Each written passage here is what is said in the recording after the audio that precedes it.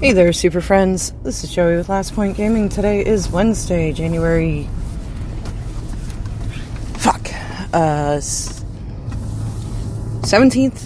We're going with 17th, 2019. This week has teeth, man. Just won't let go. Though, looks like there might be something kind of exciting on the horizon for me professionally, so yay! That would be awesome. But anyway, so today was the super duper extra super skippy early access streamer event for Ravnica Allegiance. And there was, like, the stress was real in that my currently live following bar on Twitch was, like, lit up like a goddamn Christmas tree. Tannen Grace, Reed Duke, Seth Meanfield, Todd Anderson, Brad Nelson, Taryn, just like all these people live at the same time, and I'm like, I want to watch all of you. I ended up mostly bouncing between Taryn's and Brad and Todd Anderson streams.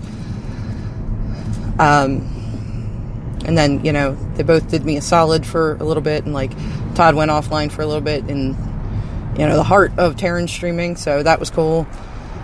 And then by the time Taryn was going offline, Todd was back. So it was nice.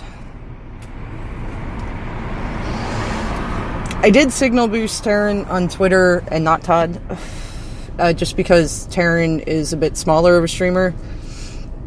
Like, Todd has brand recognition. He's followed by so very many people on Twitter because, like, you know, he's an SCG pro and everything. So I did signal boost Taryn, who's still kind of establishing his following. But yeah, both really good streamers, both really fun to watch. Taryn did play the Orzhov deck that he kind of put the list together for me a couple days ago. It must have been Monday when he was streaming, and I was like, I want Orzhov Afterlife, and he's like, fine, Joey, let's build you an Orzhov Afterlife deck. And we kind of, you know, threw together a list with mostly new cards, and he ran that and went 3-0 with it. Like, he just wrecked house with it. So that's pretty awesome. I did price out what it would cost to buy the cards I need for it off TCG Player. And we're looking at about $100 at current prices, you know, because a lot of them are like Teysa and Seraph of the Scales, who's... Alright, so one of the neat things about watching the early access streamers today is you got to see all the Skippy animations. Angel of Grace, her animation is very similar to Lyra's, so it's a very nice animation. And like all day, I was waiting for a Seraph of the Scales animation. I was like, I really want to see this one. Because the artwork on that card is just... I'm going to go with my second favorite artwork in all of Magic. Because Angel of Vengeance... No. That's not her name. Oh my god. Avenging Angel. That's what it was. That is still my favorite artwork in all of Magic. Her sword's made of goddamn lightning. Like, you just can't beat that. But Seraph of the Scales definitely comes in second. I was so excited. I was waiting for this animation. Taryn cast one, and I got to see it. And it is a neat animation. It's pretty cool. I don't know what I was hoping for. Just something different than that, I guess. So there was definitely a pang of disappointment. And then I got over it pretty quick, because it is a pretty skippy animation. Rakdos' animation is fucking awesome. The animation for the riot keyword triggering is pretty cool.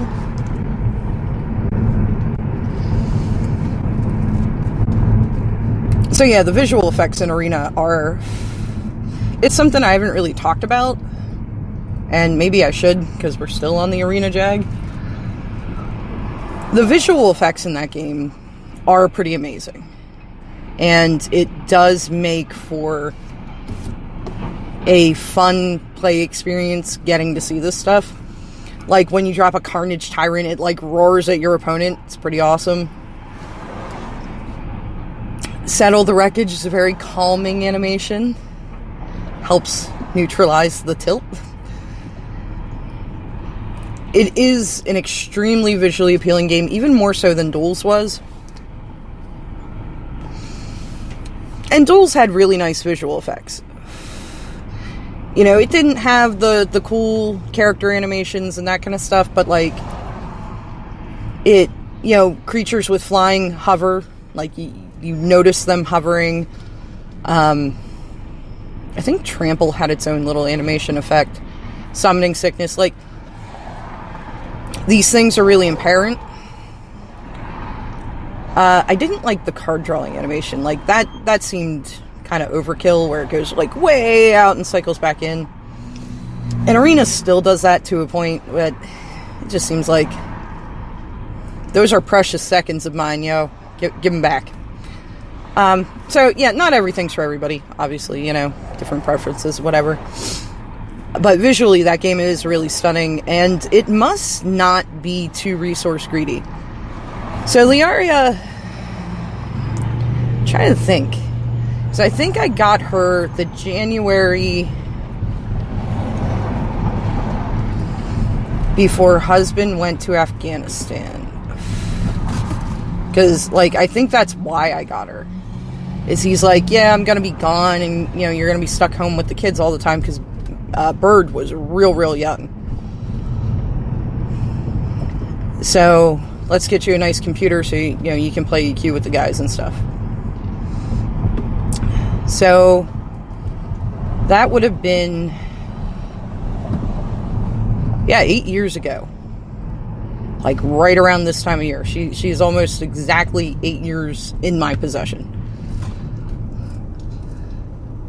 And at the time, she was a really good computer, like quad-core i7, dedicated graphics card, decent graphics card, you know, not super top-end. She was a Best Buy special. In fact, got a really good deal on it because she was going end of life. Because back then, when people wanted a gaming PC, they did not want a laptop. So gaming laptops, even with, like, really good specs and everything, they didn't sell well. And, I mean, she is a heavy beast. I want to say it's a 17-inch. It might be a 15-inch monitor. I think it's a 17, though.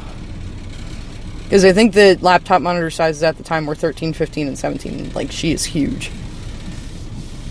Let's see here, what else? Only, I want to say 4 gigs of RAM. Like, the RAM might be 6, though. But I think it was 4.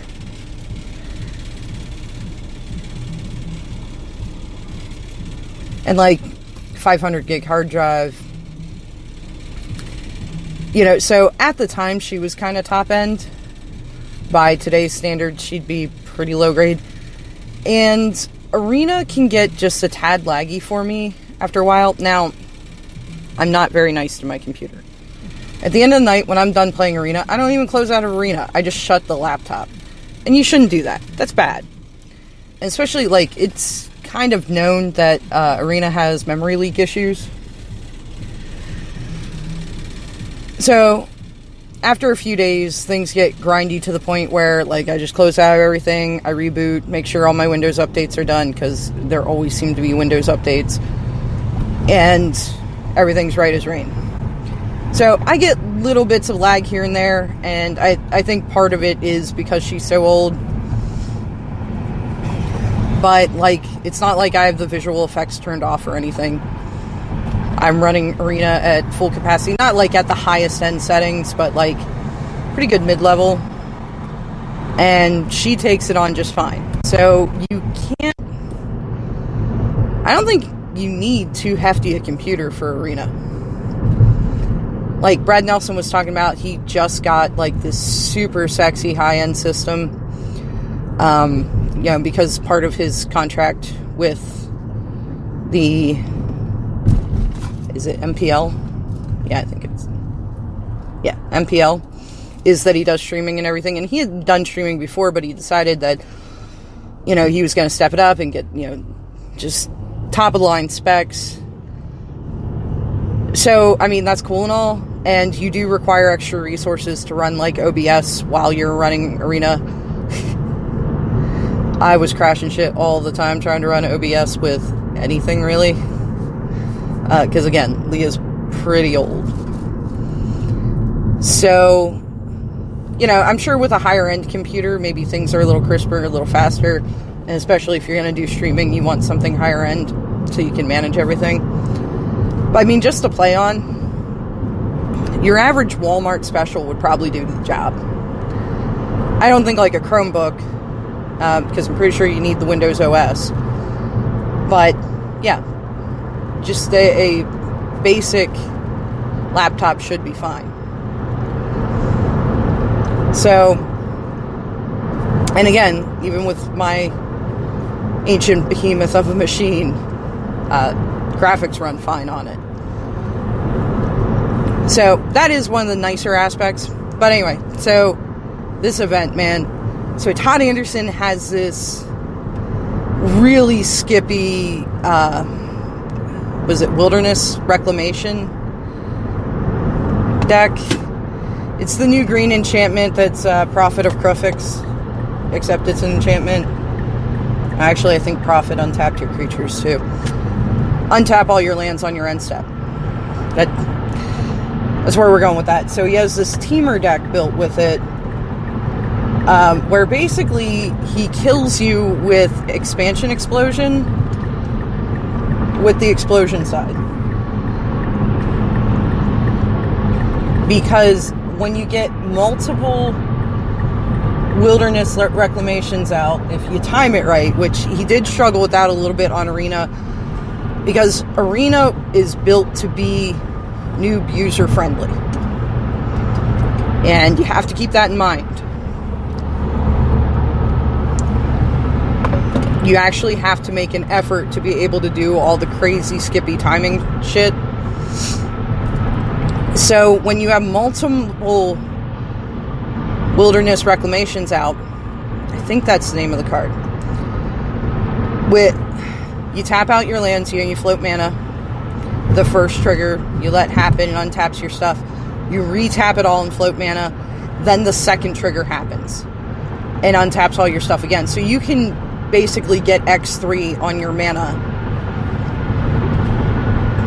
Now, he's playing the amulet artifact that flips into a land. Primal Amulet, I think it is. Every time you cast an instant or a sorcery, you put a counter on it. I think it's when it's 4 counters, it flips to the land. And if you use it towards casting an instant or sorcery, you get to double it. You get to cast a copy and choose new targets and all that. So I don't know if that affects stacks. Like, if you tap and untap it essentially 3 times towards casting the same spell, do you get 3 copies? I don't know. But I was listening to him play the deck, but of course I was at work, so I couldn't just, like, sit and watch it. Now, I don't play decks like this very well at all. It's not my jam. It's not my style. But goddamn, does that deck look neat. I think it's going to be a real thing in Standard.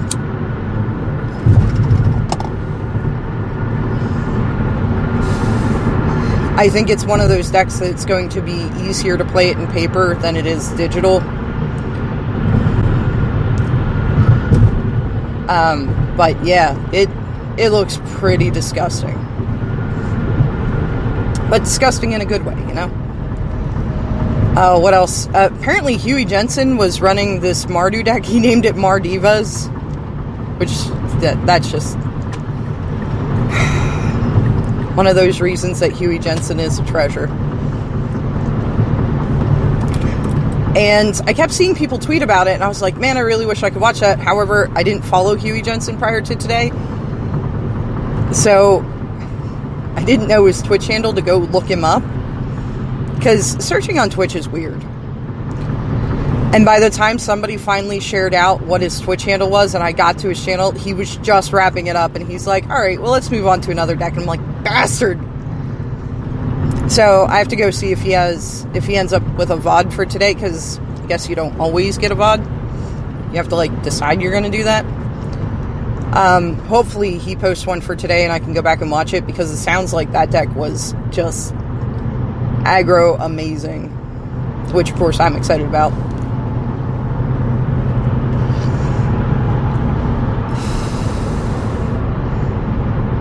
Were a lot of black-white decks like that I saw streamers I was watching play against. Looked pretty neat. Todd Anderson was rocking Is It Drake's for a minute, and didn't look like it had very many of the new cards in, but was still doing pretty good. But of course that goes back to what I keep saying about why I'm probably going to play just the most aggressive engine possible in Baltimore. Is It Drake's is a very established deck. It has all its pieces, it has its game plan. There's not much left to figure out about it. So when you run something like that in an environment like this where everybody's playing with all the new toys and, you know, they're building decks sheerly on theory at this point because they haven't gotten a chance to play with them, you can do pretty well with a deck that's already kind of figured out. But there are definitely a lot of neat and exciting things going on. Looks like Teamer and Jund are going to be pretty fucking insane in Standard. Mardu, I think, is going to have a good aggro package. But I think you're going to be able to get lower to the ground with either Rakdos or Orzhov. I mean, there's still Boros aggro builds running around that, sure, they got a couple upgrades, I guess. It's really hard to effectively play aggressive 3+ color decks.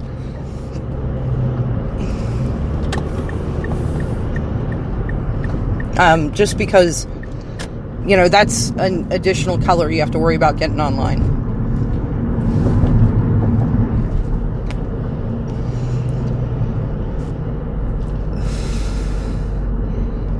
The nice thing with the current mana suite and everybody trying to play 3-color decks is, yeah,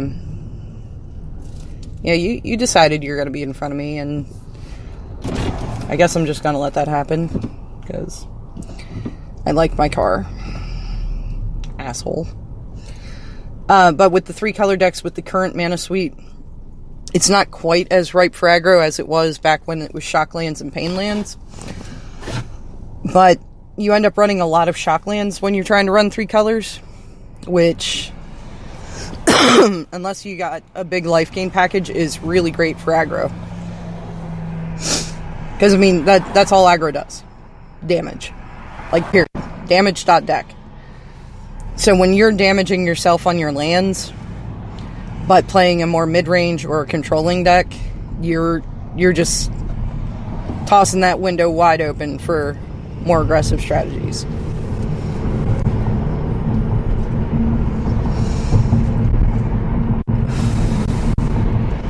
But I am actually really excited about the new Standard format.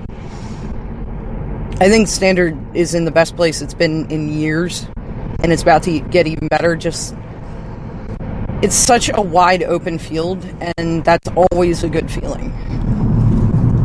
When there are so many directions you can go in, there's deck archetypes to fit everybody's play style that do okay.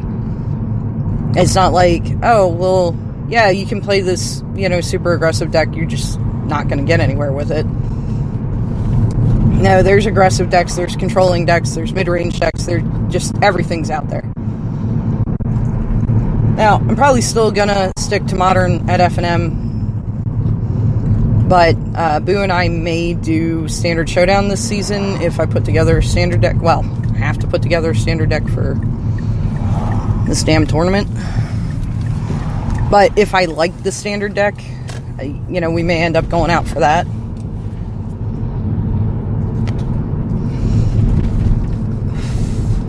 This is like one of the nicest things about having Boo into Magic. She is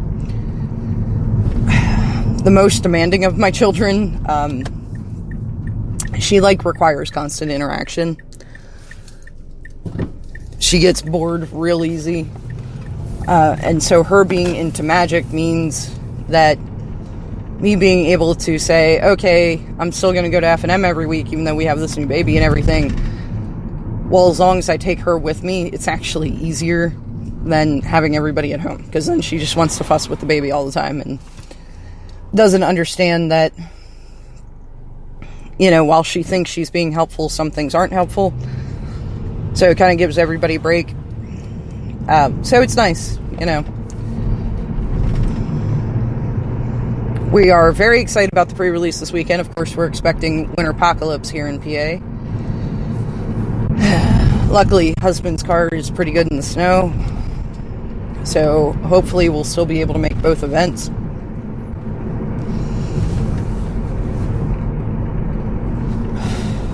Husband just bought himself a new laptop so he can play Arena 2. So that's super exciting. Just, I don't know, it's a great time to be in the hobby, I guess. But I totally recommend, if there are any Magic streamers you follow, go check their VODs for the day if you haven't been watching them stream. It's a really neat event. Taryn had mentioned that he thinks it may take away from the pre-release doing these early release events. I don't know. I think they're pretty cool. I think they hype up the new set a lot. They give the viewers something really neat to watch, and streamers then get their views. And it seems like kind of a win all around. So, but that's all I got for today. I'm home now.